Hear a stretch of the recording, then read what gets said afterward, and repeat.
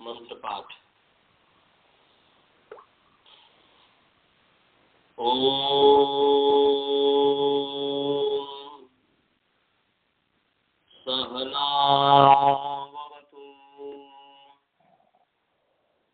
सहनौ भुनक्तु सह वीर्यं करवावहै तेजस्विनावधीतमस्तु मा विद्विषावहै। ओम येन धौता गिरः पुंसां विमलैः शब्दवारिभिः तमश्चाज्ञानजं भिन्नम् तस्मै पाणिनये नमः। वाक्यकारं वरुरुचिं भाष्यकारं पतञ्जलिं पाणिनी सूत्रकारं च प्रणतोऽस्मि मुनित्रयम्। ॐ शान्तिः शान्तिः शांति। तो लीजिए सभी को सादर नमस्ते। आइए आप सभी का जो है सत्संग पाठ में स्वागत है। ईश्वर की असीम अनुकंपा से असीम कृपा से हम प्रथम अध्याय के दूसरे पाठ का जो है दूसरे पाद तक अशिष्य प्रकरण हम पढ़ रहे हैं। सबसे पहले मैं आप सभी से क्षमा चाहता हूं कि बीच में लगभग में एक सप्ताह से अधिक ही समझ लीजिए, एक सप्ताह से मैं बीमार था, इसलिए मैं पढ़ा नहीं पाया। अभी ईश्वर की कृपा से असीम अनुकंपा से स्वस्थ हो गया हूं, तो अब फिर पाठ ईश्वर की जब तक कृपा रहेगी तब तक चलेगा। तो ये अशिष्य प्रकरण में तदशिष्यम संज्ञा प्रमाणत्वात् 1, 2, 53 नंबर सूत्र है। पहला अध्याय दूसरा पाद का 53 नंबर सूत्र है, निकाल लीजिए। इसको हालांकि मैंने पढ़ा दिया था, परंतु तब भी जो है यहाँ से शुरू करते हैं क्योंकि बहुत दिन से छूट गया था। तदशिष्यम संज्ञा प्रमाणत्वात् में तत् जो है तकारांत सर्वनाम नपुंसकलिंग तत्तद प्रथमा विभक्ति एक वचन है, और अशिष्यम जो है अकारांत नपुंसकलिंग अशिष्य शब्द प्रथमा विभक्ति एक वचन है, और संज्ञा प्रमाणत्वात् अकारांत नपुंसकलिंग संज्ञा प्रमाणत्व शब्द पंचमी विभक्ति एक वचन है। बालबोध जी और श्रवण जी समझ गए? पदच्छेद और विभक्ति सभी समझ में आ गया? अब देखिए, अब अशिष्यम में समास है। अशिष्यम क्या है जी? शिष्यम का मतलब है शासितुम शक्यम शिष्यम। शासितुम शक्यम शिष्यम। शासन किए, शासन के जो शक्य है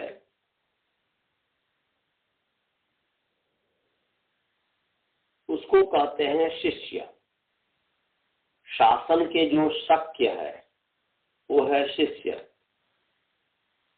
और न शिष्यम अशिष्यम, जो शासन के शक्य नहीं है उसको कहेंगे अशिष्य। तो न शिष्यम अशिष्यम नहीं तत्पुरुष समास है। और संज्ञा प्रमाणत्वात् में भी जो है समास है, संज्ञा या प्रमाणम संज्ञा प्रमाणम। संज्ञा का जो प्रमाण है, संज्ञा का जो प्रमाण है वह संज्ञा प्रमाण है। षष्ठी तत्पुरुष समास हो गया। और संज्ञा प्रमाण से भाव तस्य भावस्त्वतलो जो सूत्र है 5-1-18 नंबर, इससे जो है भाव अर्थ में यहाँ पर त्व प्रत्यय हुआ, इसलिए संज्ञा प्रमाण से भाव इसी संज्ञा प्रमाणत्व। संज्ञा के प्रमाण का होना, भाव माने होना।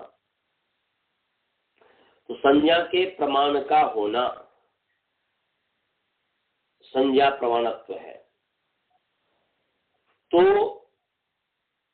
भाई क्या बात कर रहे हो आप लोग, पढ़ रहे हो कि नहीं पढ़ रहे हो?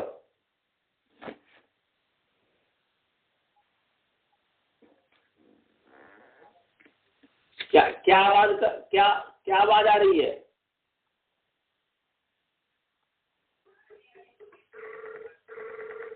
अभी अभी आप इसमें ध्यान दीजिए, आप ही लोग को पढ़ा रहे हैं।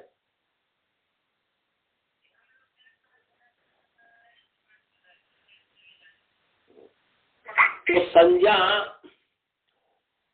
माने संज्ञा या प्रमाणम, संज्ञा का प्रमाण, वो संज्ञा प्रमाण हो गया। न संज्ञा संज्ञा प्रमाण से भाव इति संज्ञा प्रमाणत्व, संज्ञा के प्रमाण का होना, प्रमाण मीन्स प्रूफ, जिससे जाना जाता है। प्रमीयते ये नैति प्रमाणम। तो संज्ञा का मतलब क्या है जी? संज्ञा संज्ञा मतलब सम्यक ज्ञानम, संज्ञा अच्छी तरीके से ज्ञान, सम्यकतया ज्ञानम, सम्यक ज्ञानम इति संज्ञा। तो सम्यक ज्ञान, तो सम्यक ज्ञान को ही कहते हैं लौकिक व्यवहार। लौकिक व्यवहार माने संज्ञानम संज्ञा, सम्यक ज्ञानम संज्ञा, अर्थात संज्ञान का मतलब हुआ लौकिक व्यवहार।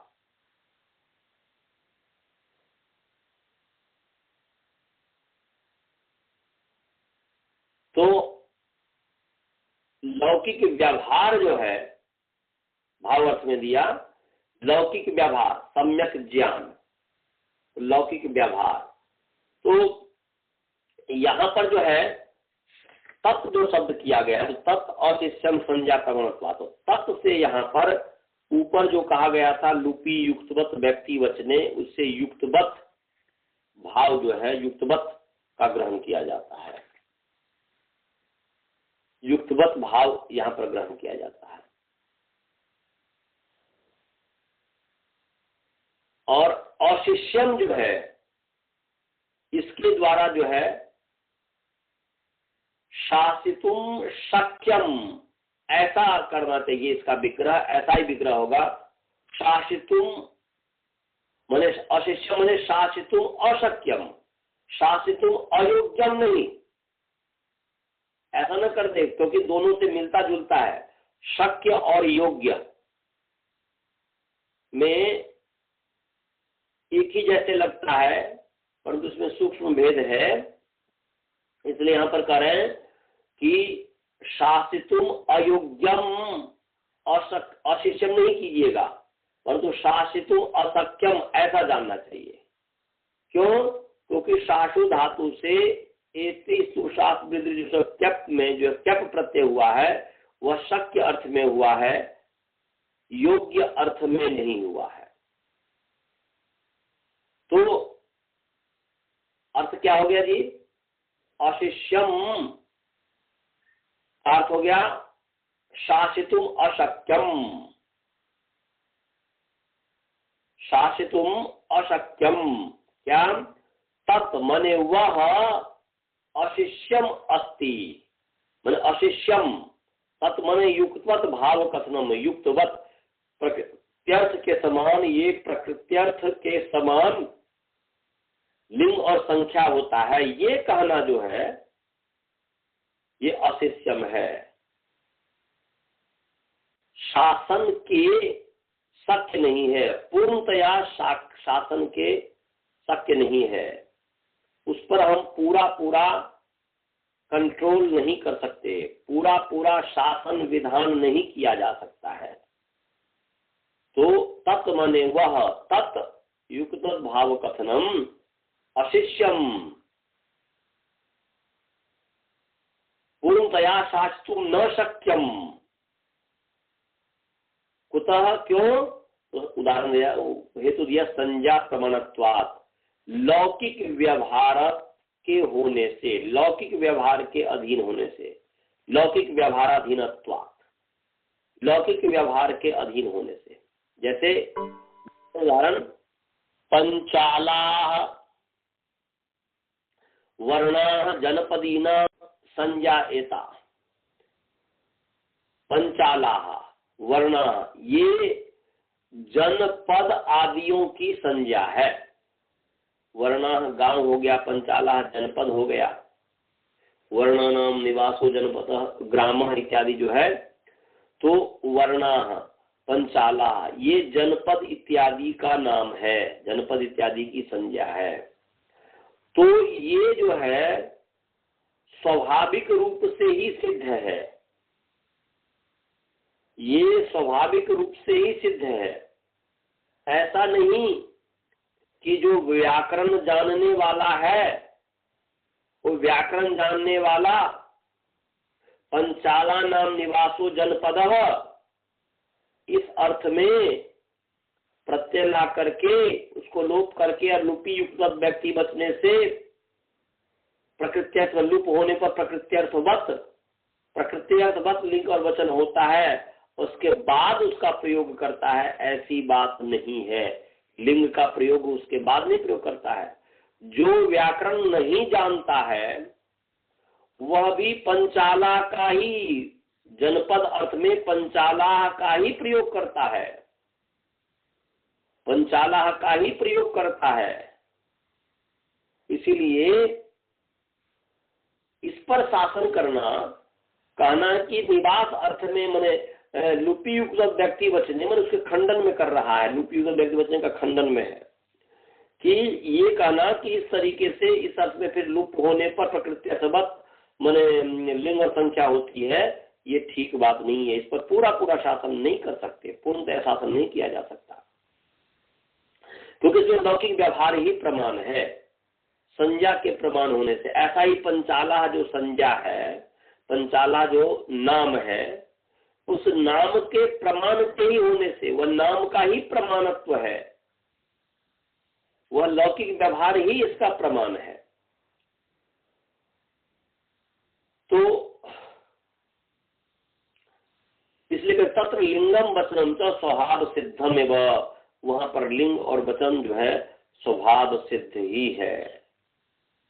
तो इसीलिए बस यही समझना चाहिए कि पंचाला में जो निवास अर्थ में प्रत्यय होकर उसका लुप होने पर जो युक्त भाव कहा है, तो यह जो नहीं जानता है वह भी पंचाला का बहुवचन में ही ठीक प्रयोग करते हैं।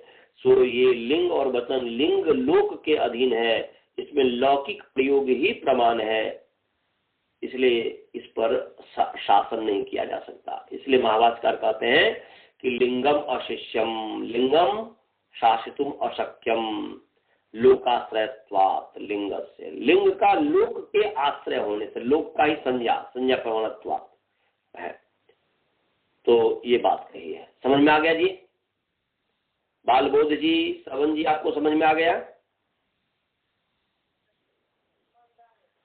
और आप लोगों को समझ में आया जी? स्काइप वाले को, स्वाति, वसुधा जी, रोहन जी, सबको? अनंत जी, आपको समझ में आया? अब आगे है लुप योगा प्रख्यानात्। लुप पकारांत पुंलिंग लुप शब्द प्रथमा में एक वचन, और प्रख्यानात् अकारांत नपुंसकलिंग योग प्रख्यान शब्द पंचमी विभक्ति एक वचन। समास है न प्रख्यानम अप्रख्यानम, नहीं तत्पुरुष समास। और योगस्य अप्रख्यानम योगा प्रख्यानम, तस्मात् योगा प्रख्यानात्, षष्ठी तत्पुरुष समास हो गया। और तदशिष्यम संज्ञा पर अशिष्यम की अनुवृत्ति आ रही है। तो बोलते हैं कि अब जनपद लुप इत्यादि जो सूत्र है उसके खंडन में कर रहे हैं, बोलते लुप मने लुप विधायकम सूत्रम, मने लुप विधायकम सूत्रम। लुप का मतलब क्या है जी? यहाँ पर लुप विधान करने वाला सूत्र, इस अर्थ में लक्षणा है। माने लुप विधान करने वाले सूत्र को कहते हैं लुप। समझ रहे हैं जी? जो लुप विधान करने वाला सूत्र क्या है? जनपदे लुप। माने जनपदे लुप, ये जो है जनपद बाकी से आगे जो है अन प्रत्यय का जो लुप हुआ है, पीछे जो हमने आपको पढ़ाया था पंचाला की सिद्धि करने में कि जनपदे लुप की देश सामान्य अर्थ में जो है ज्ञंताबंध प्रातिपदिक से परे जनपद विशेष विवक्षित होने पर प्रत्यय का लुप होता है, ये जो कहा है तो बोलते हैं ये भी ठीक नहीं है, ये भी अशिष्य है, इसको भी, इस पर भी शासन नहीं किया जा सकता। तो यहाँ पर ये करें कि जनपदे लुप योगा प्रख्यानात्, मैंने लुप मने लुप विधायकम सूत्रम जनपदे लुप इत्यादिकम, जो सूत्रम जो भी लुप विधान करने वाले जनपदे लुप इत्यादि वर्णादिभ्य इत्यादि जो सूत्र है उस सब की बात कर रहे हैं जो पीछे आप पढ़ के आए हैं। तो ये लुप विधायक जनपद पदे लुप इत्यादि जो सूत्र है इत्यादिकम सूत्रम अपि अशिष्यम, यह भी अशिष्य है, शास्त्रों अशक्यम अस्ति। कुतः, क्यों? तो बोल रहे हैं योगा प्रख्यानात्, योगा प्रख्यानात्, योगा माने योगस्य, और प्रख्यानम हमने किया था कि योग से माने संबंधस्य, योग माने संबंध, संबंध के प्रख्यान न होने से, संबंध के ज्ञान न, प्रख्यान माने ज्ञान,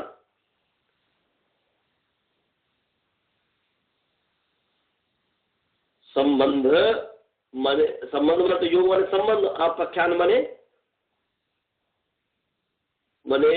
प्रख्यान माने ज्ञान, तो अप्रख्यान मतलब हो गया अज्ञान, माने अप्रख्यानात् माने अप्रतीतत्वात् इत्यर्थ। बोलते लुप विधायक जो सूत्र है जनपद लुप वर्णादिभ्य इत्यादि, यह भी अशिष्य है, यह भी नहीं कहा जा सकता, ये भी नहीं कहे जा सकते। क्यों? क्योंकि योग जो है के प्रतीत न होने से, संबंध माने तस्य निवास अद्रभवश्च इत्यादि जो है कहे हैं, तो निवास जैसे पंचाला नाम निवासो जनपदः, ऐसा विग्रह में आपने किया था, पंचाला नाम निवासो जनपदः पीछे किया था, और उसमें फिर निवास अर्थ में आपने अण प्रत्यय हमने लाया था, पंचाल आम और अण उसको लूप इत्यादि करके सुपोधापद से लुप करके पंचाल और जनपद लुप से अ का लुप करके, और फिर जो है पंचाल, और इसमें जो है अब तो है जनपदवाची है, तो जनपदवाची होने से एक वचन होना चाहिए, तो यहाँ पर कहते हैं कि लुपी युक्त व्यक्ति वचने, लुप होने पर प्रकृत्यर्थवत व्यक्ति वचन होता है, तो प्रकृत्यर्थ, तो प्रकृत्यर्थ क्या है? पंचाला नाम, प्रकृत्यर्थ ये था पंचाला नाम, तो मैंने पंचालस अपत्यानी बहुनी ये है, तो उसमें बहुवचन था, तो वहां पर फिर पंचाल से जस ला करके प्रथम पुरुष इत्यादि करके पंचाला जो बनाया था, तो ये कह रहे हैं कि जो निवास ये जो संबंध है, ये जो, तो इस निवास जो संबंध है, निवास अद्रभव तस् निवास अद्रभव इत्यादि जो भी संबंध है, और ऐसे कुरवह हो गया, ऐसे गौदौ ग्राम हो गया, कटुक बद्री ग्राम हो गया, ये जितने भी हैं, मगधा जनपद मत्स्या अंगा वंगा सोमा पुंड्रा इत्यादि जितने भी पीछे कहे हैं, तो संबंध के आधार पर निवास जो है षष्ठी समर्थ प्रातिपदिक से निवास अर्थ में जो है यथावेद प्रत्यय होता है। तो ये निवास आदि संबंध की इसमें प्रतीति नहीं होती है, कि प्रतीति न होने से, क्योंकि यहाँ पर क्योंकि जो अव्याकरण है, जो व्याकरण को नहीं जानते हैं, वह भी लुवर्थ का ही प्रयोग करते हैं। अर्थात जनपदे लुप से जो जैसे लुप करके और जैसा रूप बनता है वैसा ही प्रयोग किया जाता है।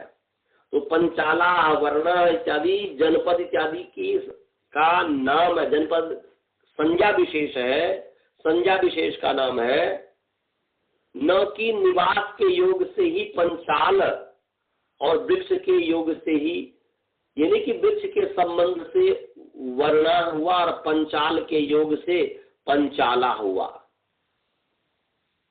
ये बोल रहे हैं कि बस ये संज्ञा है, ये व्यवहार है, इस तरीके से है कि गौदौ ग्राम, पंचाला, वर्णा इत्यादि ये है।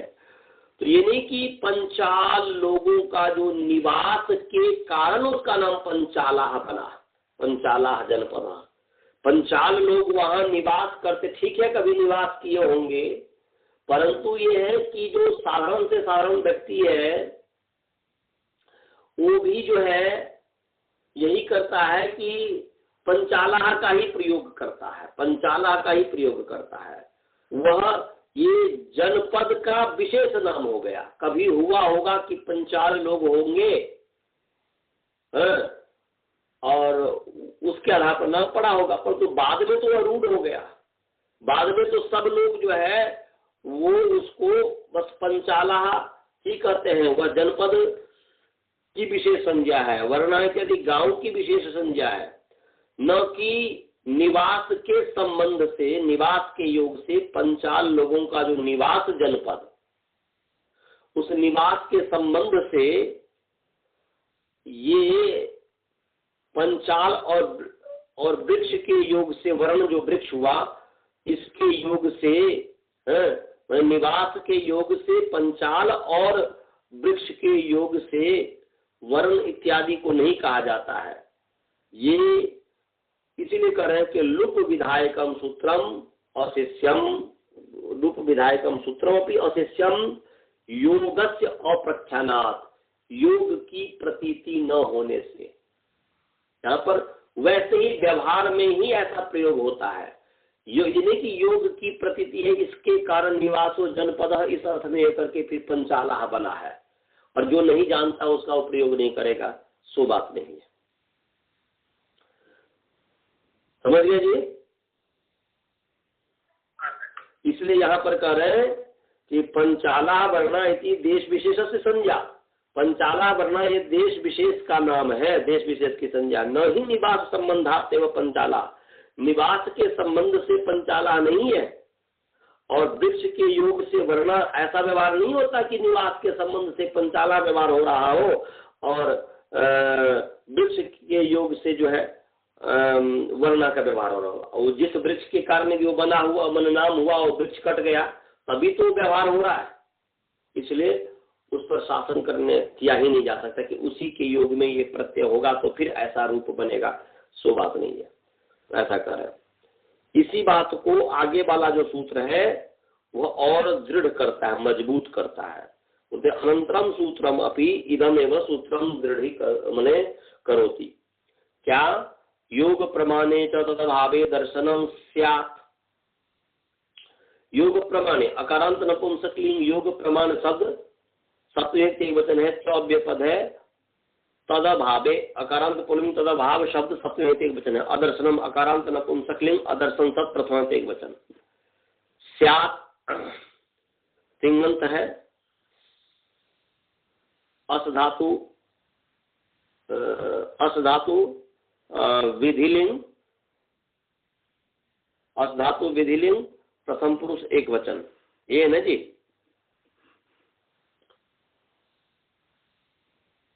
स्यात्म स्यु, ये आश्रलिंग है कि विधिलिंग है जी? रोहन जी, विधिलिंग है ना? हाँ, विधिलिंग ही होना चाहिए, विधिलिंग। तो स्यात् तो तिङंत पद है। अब देखिए, योगस्य प्रमाणम योग प्रमाणम, अकारांत योगस्य समास हो गया, तस्मिन् योग प्रमाणे। और न भाव अभाव, न भाव तदभाव है, न भाव अभाव ने समास, तस्य अभाव तदभाव, तस्मिन् तदभावे संस्थित समास हो गया। न दर्शनम अदर्शनम नहीं तत्पुरुष समास हो गया। अशिष्यम की स्मृति आ रही है। तो यहाँ पर ये करें कि देखो योगस्य प्रमाण, योग प्रमाणे, कि योग के प्रमाण होने पर, च माने तो, या योग के प्रमाण होने पर भी, च माने भी, संबंध के प्रमाण होने पर भी, तस्य अभावे,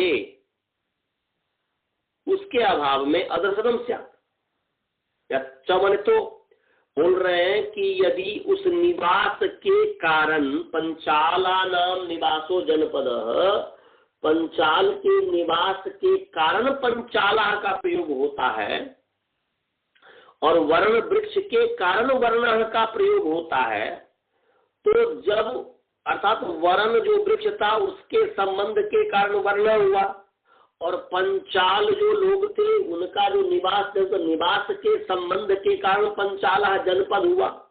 तो जब वह हट गया या उसकी मृत्यु हो गई, यो लोग वहां से चले गए, तो फिर वो नाम भी चला जाना चाहिए था, वो नाम भी चला जाए। ऐसे वृक्ष जब कट गया, वृक्ष जो पीछे में बताया था, तो वो भी चला जाना चाहिए था।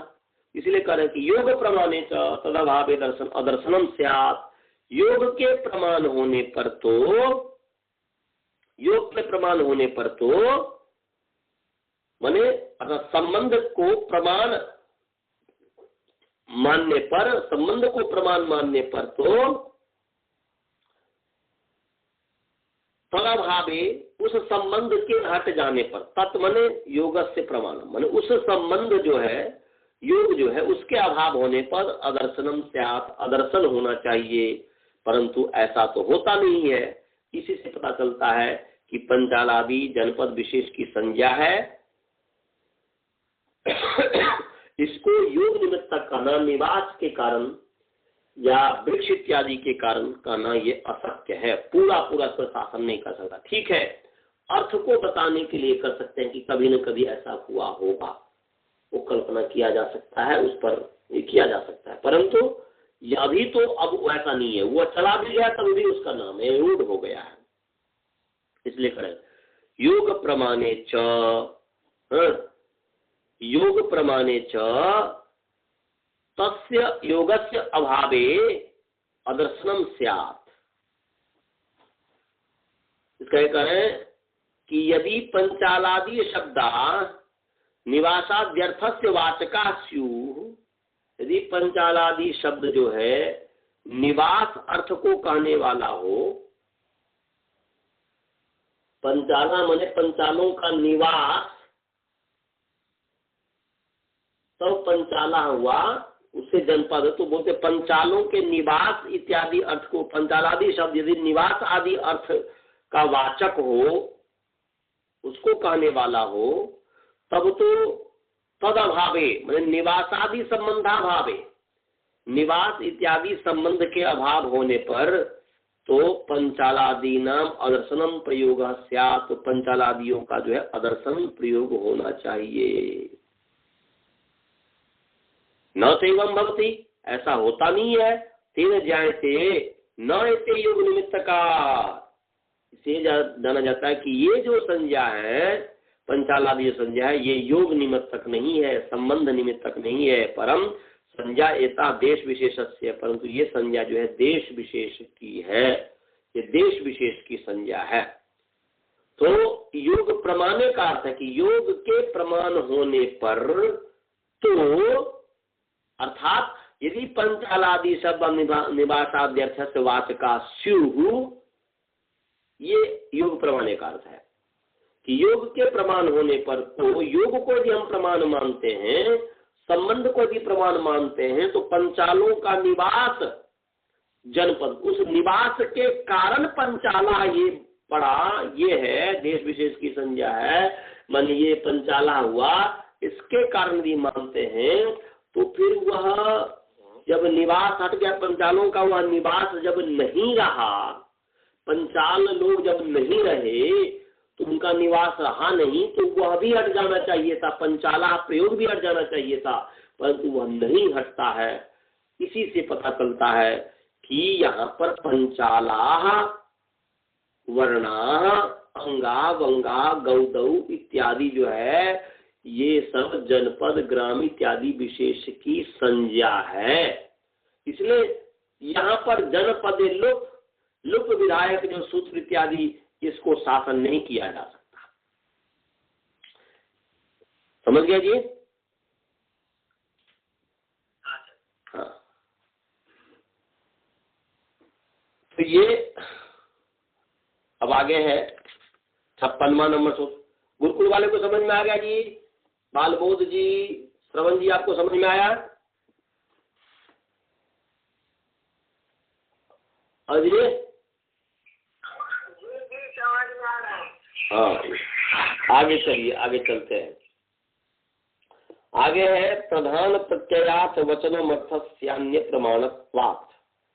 तो प्रधान प्रत्ययार्थ वचनम अकारांत नपुंसकलिंग, प्रधान प्रत्ययार्थ वचन शब्द प्रथमा विभक्ति एक वचन, अर्थस्य अकारांत पुंलिंग अर्थ शब्द षष्ठी विभक्ति एक वचन, अन्य प्रमाणत्वात् अकारांत नपुंसकलिंग अन्य प्रमाणत्व शब्द पंचमी विभक्ति एक वचन।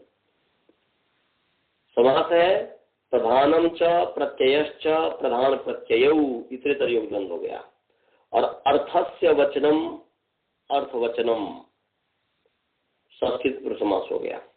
और प्रधान प्रत्ययौ च, सॉरी, प्रधान प्रत्यार्थ वचन है जी, तो प्रधान प्रत्ययो, प्रधान प्रत्ययो अर्थवचनम प्रधान प्रत्यार्थ वचनम, ये षष्ठी तत्पुरुष समास हो गया। माने पूरा यदि प्रधान प्रत्यार्थ वचनम में करेंगे हो जाएगा इतरेतर योग द्वंद्व गर्भ षष्ठी तत्पुरुष गर्भ षष्ठी तत्पुरुष समास, ऐसा हो गया। और अन्य प्रमाणत्वात्, तो अन्यस्य प्रमाणम, अन्य प्रमाणम, और अन्य प्रमाणस्य भावः अन्य प्रमाणत्वम, तस्मात् अन्य प्रमाणत्वात्।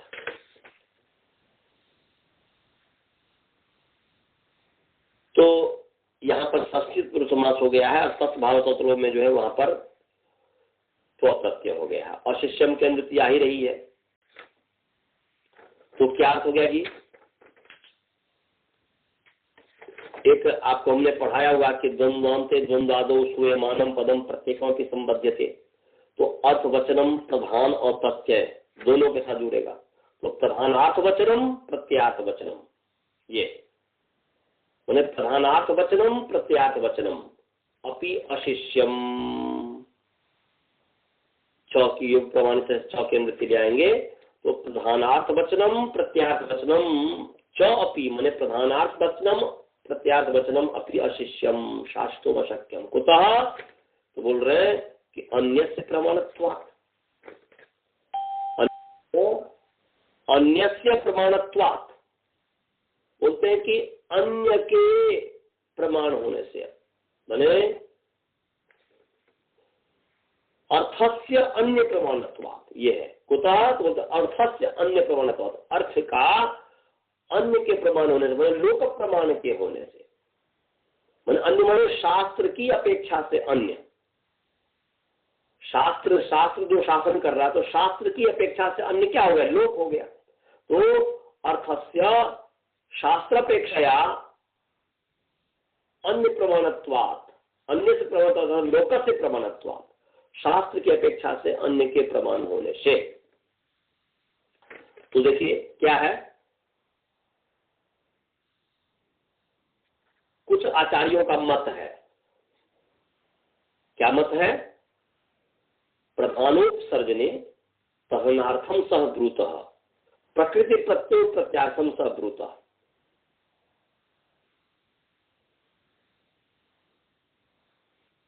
तो कुछ जो आचार्य हैं ऐसा कहते हैं कि प्रधानोपसर्जने प्रधानार्थम सह ब्रूतः, प्रकृति प्रत्यय सहार्थ ब्रूतः, उसका जो है पाणिनि की प्रत्याख्यान करते हैं, उसका खंडन करते हैं।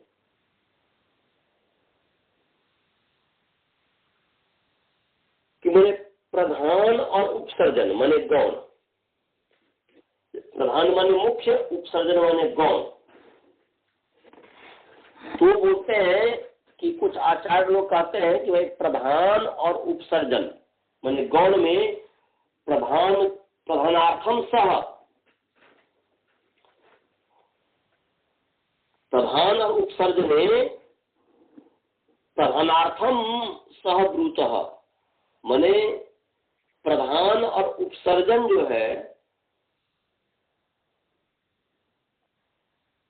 प्रधानार्थ के साथ कहते हैं। प्रधान और उपसर्जन जो है, तो यहां पर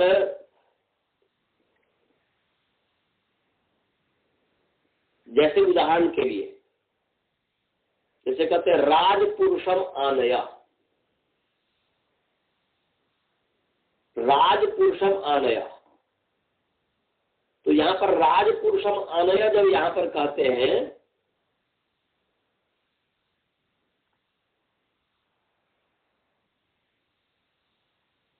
वह ऐसा कहने पर कोई भी व्यक्ति न राजा को लाता है न पुरुष मात्र को लाता है, बल्कि राज विशिष्ट जो पुरुष है उसको ही लाता है। तो प्रधानार्थम, प्रधान और उपसर्जन में प्रधान अर्थ को ही साथ में कहते हैं। ब्रूतः, ब्रवीति ब्रूतः ब्रुवंती है ना जी, ब्रूतः।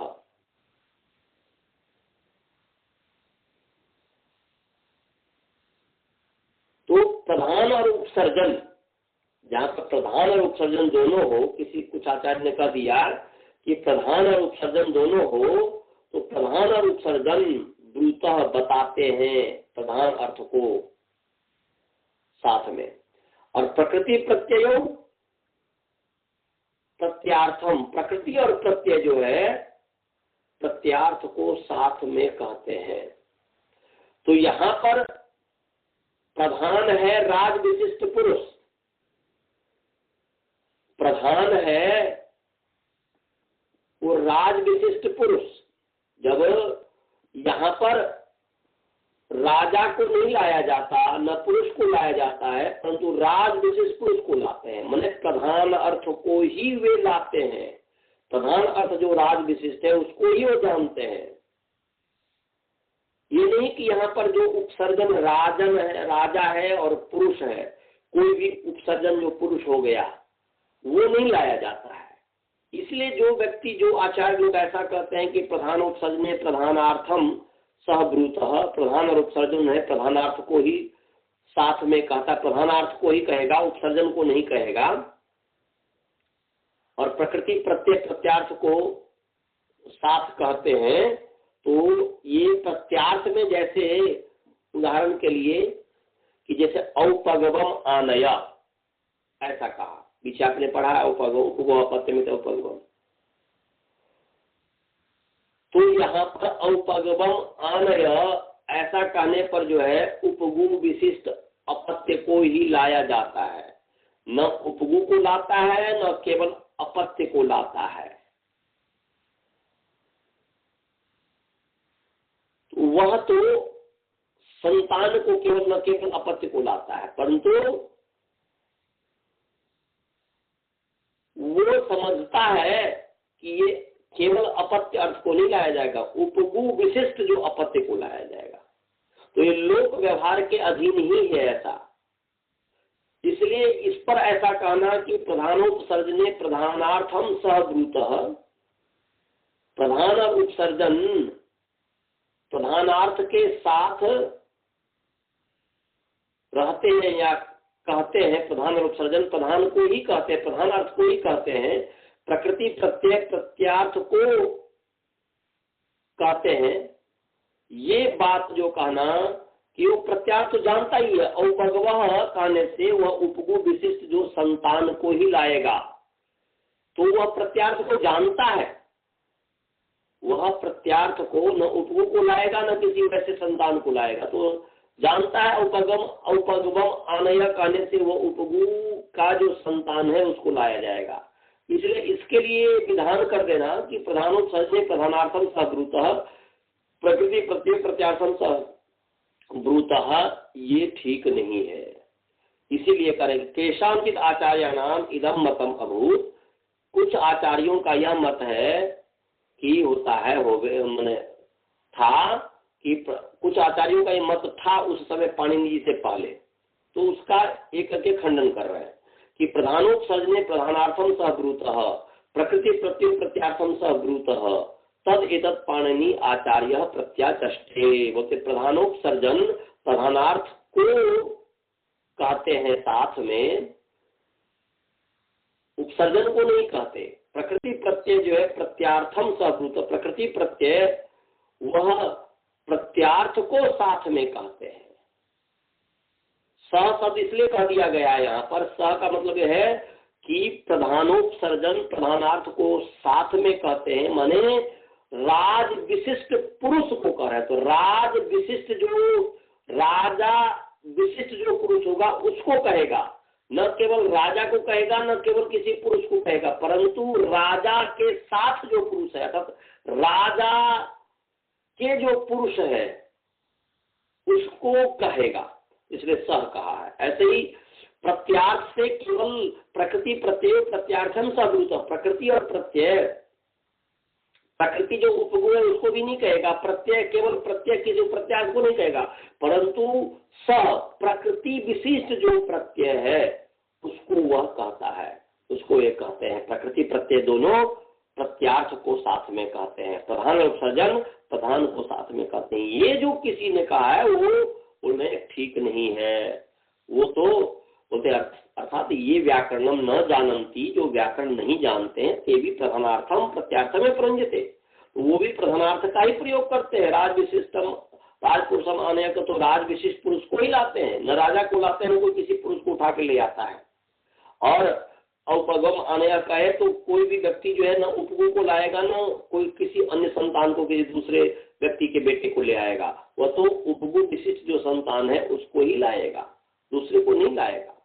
इसलिए तस्मात् लोकाधीनम एवं एतद्, इसलिए लोक के अधीन ही है यह। अस्य लक्षणम कर्तुं अशक्यम, इसका लक्षण करना कि प्रधानोपसर्जने प्रधानार्थम सहभूत प्रकृति प्रत्यय प्रत्यार्थम सहभूत, ये ठीक नहीं है। तो कहते प्रधान प्रत्यार्थ वचनम अशिष्यम अर्थ से अन्य प्रमाण, तो अर्थ का अर्थ जो है उसके लोक के प्रमाण होने से। समझ में आ गया जी? समझ में आया? हाँ सर। आगे है कालोपसर्जने च तुल्यम। कालोपसर्जने तुल्यम कहता है कि कालोपसर्जने अकारम नपुंसकलिंग कालोपसर्जन शब्द प्रथमान्ति बहुवचन प्रथमान्ति द्विवचन चौव्य पद है। तुल्यम अकारम नपुंसकलिंग तुल्य शब्द प्रथमान्ति वचन है। आगे है समास कालश्च उपसर्जनम चेति कालोपसर्जने इतर योग द्वंद्व हो गया, चौव्य पद है। अशिष्यम अशिष्यम की अनुवृत्ति आ रही है। तो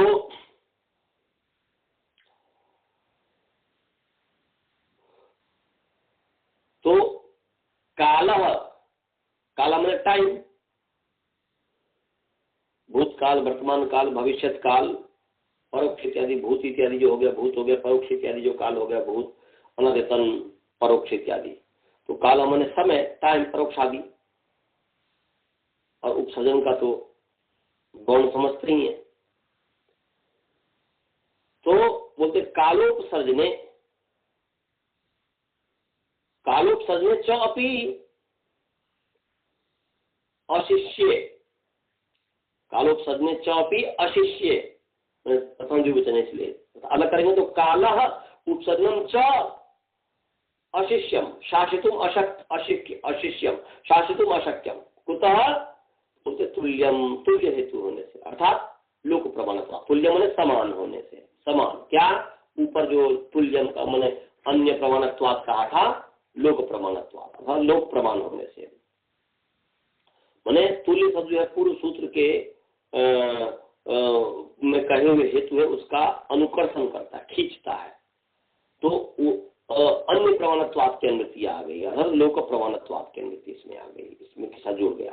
बोलते काल और उपसर्जन ये भी अशिष्य है, ये भी शासन के अशक्य है, ये भी, इसको भी पूरी पूरी हम जो है, काल को भी जो है पूरी पूरी हम इसके ऊपर भी पूरा शासन नहीं कर सकते, और न गौण की जो परिभाषा की भी पूरी पूरी हम शासन नहीं कर सकते। जैसे जो है कुछ आचार्य लोग जो क्या करते थे कि अद्यतन काल, अनद्यतन काल इत्यादि, तो 12 प्रातः काल से लेकर के 12 बजे रात तक को ये कहते अद्यतन काल कहते थे, अद्यतन काल मानते थे।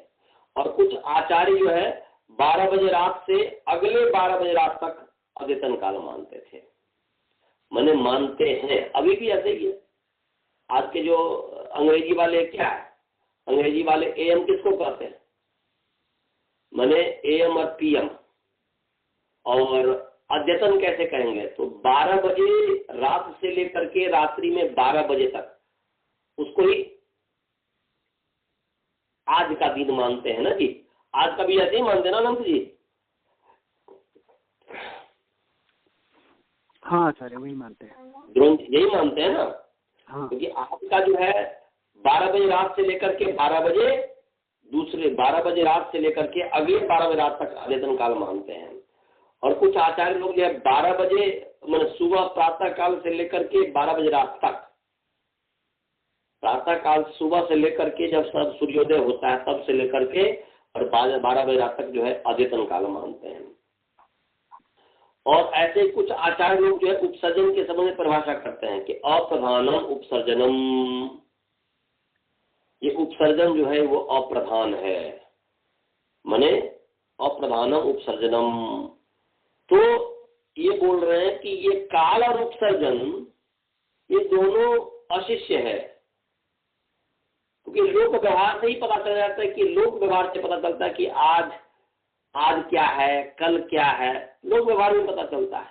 इसलिए इस पर शासन करना कि रात 12 बजे से लेकर के और रात अगला 12 बजे तक वो आज है, या आज सुबह से लेकर के और 12 बजे रात तक जो है आज है, ये शासन करना माने अशिष्य है। इस पर शासन पूरा नहीं किया जा सकता, इस पर माने पूर्ण शासन पूरा नहीं किया जा सकता। मैंने गौण की परिभाषा, ऐसे उपसर्जन की गौण की जो परिभाषा कि अप्रधानम उपसर्जनम, ये भी किया नहीं जा सकता, क्योंकि ये लोक व्यवहार से ही पता चलता है कि उपसर्जन का अर्थ गौण है, और काल का मतलब टाइम जो है कि ये वो भूतकाल है, ये वर्तमान काल है, भविष्य काल है, इसको भविष्य काल कहते हैं, इसको अद्यतन काल कहते हैं, इसको अनद्यतन काल कहते हैं, ये लोक व्यवहार से ही पता चलता है। इसलिए कह रहे हैं कि कालः उपसर्जनम च अशिष्यम शास्त्रम अशक्यम, काल उत्सर्जन जो है अशिष्य है, शासन के अयोग्य, शासन के अशक्य है। कुतः तुल्य हेतुत्वात् अर्थात लोक प्रमाणत्वात्। तुल्य शब्द पूर्व सूत्रोक्त हेतु अनुकर्षणार्थ।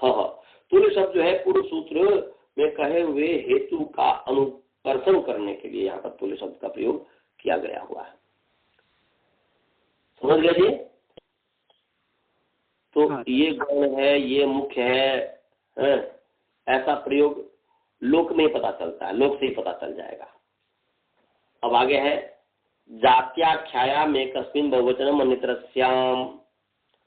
तो जात्याख्यायाम आकारांत स्त्रीलिंग जात्याख्या शब्द सप्तमी एक वचन है, एकस्मिन् सर्वनाम नपुंसकलिंग एक सप्तमी एक वचन है, बहुवचन आकारांत नपुंसकलिंग बहुवचन शब्द प्रथम एक वचन है। अन्यत्रस्याम जो है ये अव्यय पद है, ये विभक्ति प्रतिरूपक अव्यय है, सप्तमी विभक्ति लगता है, ये अव्यय है। जात्याख्यायाम जात्याख्यायाम जाते है आख्या जात्याख्या, जाते है आख्या जात्याख्या, तस्याम जात्याख्यायाम, जाति की आख्या जात्याख्या है, जाति की आख्या, जाति का कथन, तस्याम जात्याख्या माने जाति के कहने में, षष्ठी पुरुष समास हो गया। और बहुवचनम बहुनाम वचनम बहुवचनम, षष्ठी पुरुष बहुतों का वचन, बहुतों का कथन, बहुवचन हो गया। तो बोल रहे हैं कि जाते आख्यायाम, जाति की आख्या में, जाति के कहने में, कथन में, एकस्मिन माने एकस्मिन अर्थे अन्यत्रस्याम बहुत्वम स्यात्। बहुवचन माने बहुनाम वचनम, बहुनाम वचनम, बहुतों का कथन माने बहुत्व, बहुतों का कहना, बहुतों का कहना, ये बहुत्व हो गया, बहुवचन हो गया। तो जात्याख्यायाम, जाते आख्यायाम, जाते कथने, एकस्मिन अर्थे बहुत्वम विकल्पेन स्यात्। अन्यथा माने विकल्पेन स्यात्, माने जाति के आख्या में एक अर्थ में बहुत्व विकल्प से होता है। माने जाति है तो जाति तो ग्रुप हुआ, समूह हुआ, तो इसलिए उसमें एक वचन होना चाहिए था, परंतु बहुत्व विकल्प से होता है, क्योंकि जाति में बहुत सारे हुआ, उसको ध्यान में रख करके बहुत्व कर देते, इसलिए करें जाते आख्यायाम एकस्मिन अर्थे बहुत्वम विकल्पेन भवति विकल्पेन स्यात्। तो ये जाति क्या है? तो जाति नाम अयम एको अर्थ। जाति एक अर्थ है, जाति एक अर्थ है, अलग अलग अर्थ है। मनुष्य जाति तो मनुष्य एक जाति हो गया, पशु जाति तो पशु एक जाति हो गया, स्त्री जाति तो स्त्री एक जाति हो गई, इत्यादि। तो जाति जो है, जाति नाम जो है वह एक अर्थ को कहते हैं, एक अर्थ है जाति। तो जाति नाम अयम एक अर्थ, जाति जो ये नाम है ये एक अर्थ वाला है, एक अर्थ को कहता है। तेन एक वचने प्राप्ते, एक वचन की प्राप्ति है, एक वचने प्राप्ते बहुवचनम पक्षे विधीयते, बहुवचन पक्ष में विधान करता है। तो इसलिए संपन्ना यवाह, संपन्ना यवा, संपन्ना बृहयः, यहाँ पर बहुत हो गया। ज जो है, य जो है, संपन्न ज, समृद्ध ज, पूर्ण ज, ऐसे संपन्न ब्रीह धान, ऐसे संपन्नो यवः, संपन्नो ब्रीहि, तो यहाँ पर एक वचन है। तो इसलिए कह रहे हैं जात्यर्थ एकत्वे बहुते च सति द्वयो द्वे कर्तृवचने वचने इति बहुषु बहुवचनम यथा योगम। माने दो माने एक को कहने में एक वचन और द्वित्व को कहने में द्विवचन और बहुत को कहने में बहुवचन। तो यहाँ पर बहुत को कहने पर जब होगा बहुवचन जाति में तो संपन्ना यवाह हो जाएगा, संपन्ना बृहय हो जाएगा, और एक वचन तो जाति में एक वचन है, इसलिए संपन्नो यवः संपन्नो बृहि, ये हो गया। समझ में आया जी? सभी को समझ में आया? गुरुकुल वाले को समझ में आया? बाल बोध जी आगे है अस्मदोद्वयोश्च, अस्मदोद्वयोश्च, अस्मदः दकारांत नपुंसकलिंग अस्मत् सब षष्ठी वचन है, द्वयो सर्वनाम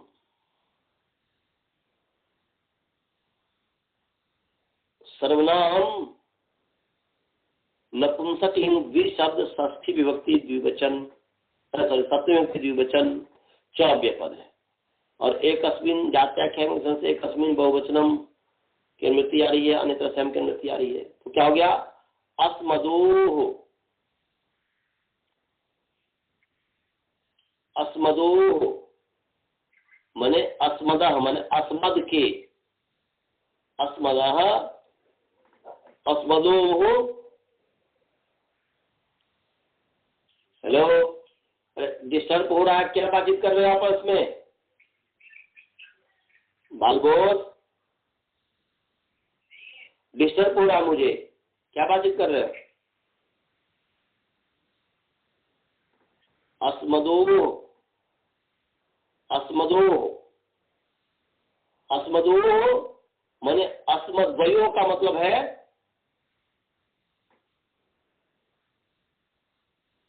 एकम च द्वे च इति द्वे तयो द्वयो। यहाँ पर जैसे प्रथमयो, आपको प्रथमयो पुरुष वर्ण में जो प्रथमा च इति प्रथमे तयो प्रथमयो, तो पहले प्रथमा से सुअवजस लिया, दूसरा प्रथमा से अमौजस लिया। ऐसे यहाँ पर द्वयो है। एकम च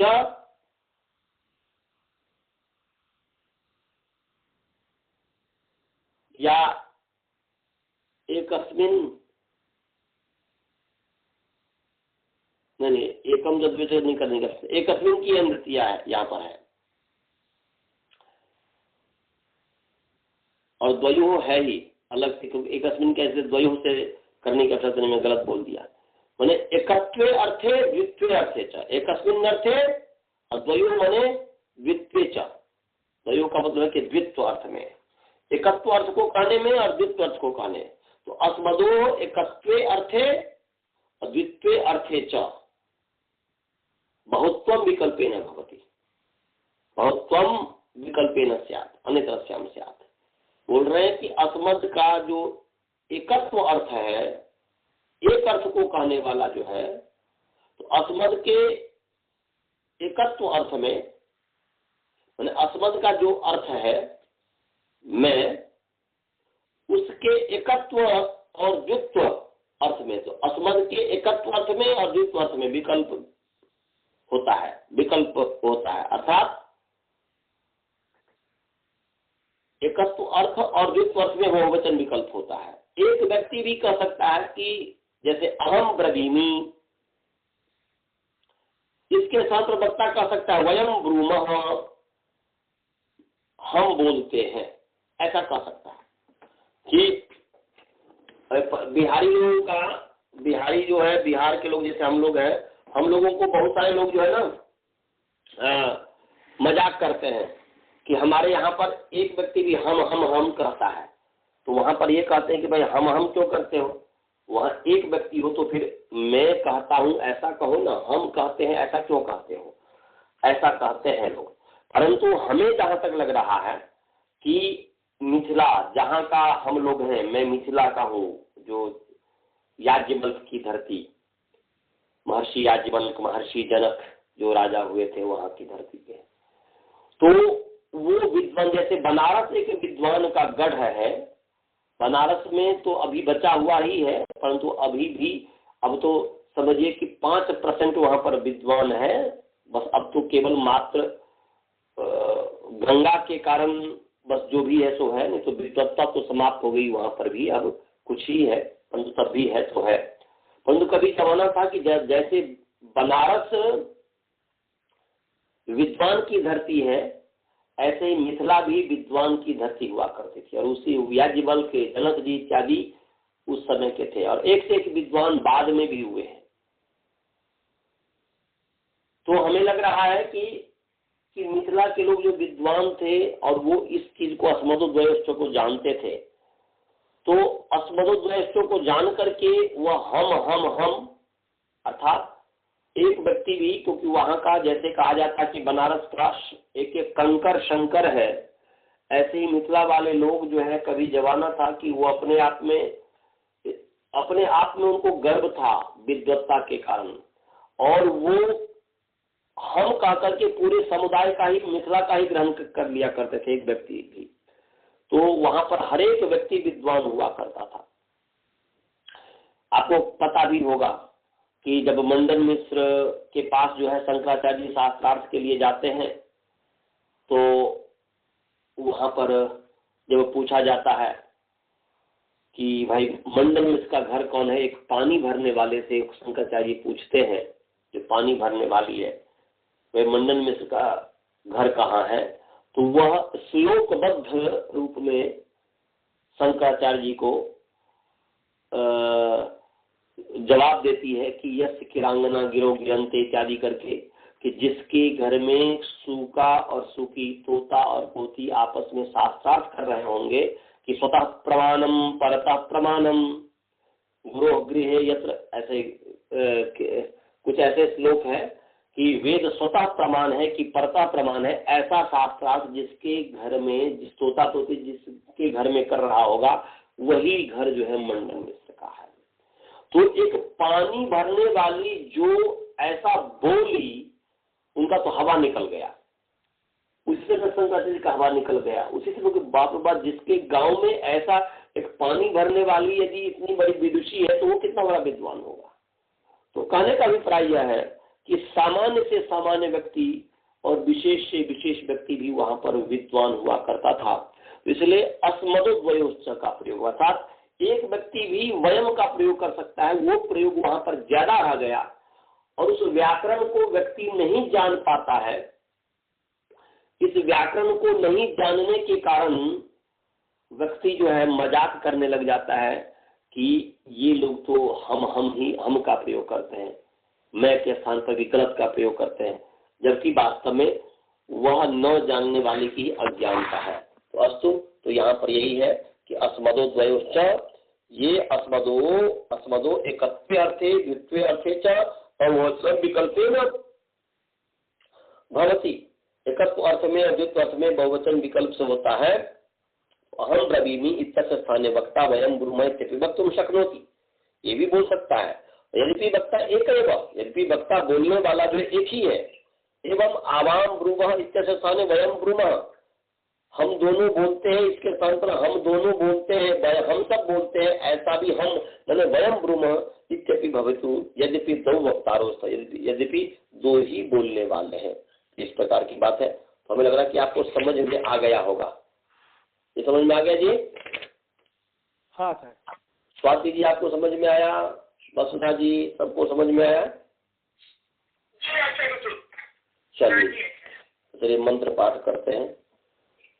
ओम पूर्णमदः पूर्णमिदं पूर्णात् पूर्णमुदच्यते पूर्णस्य पूर्णमादाय पूर्णमेवावशिष्यते। ओम शांति शांति शांति। सभी को साथ नमस्ते।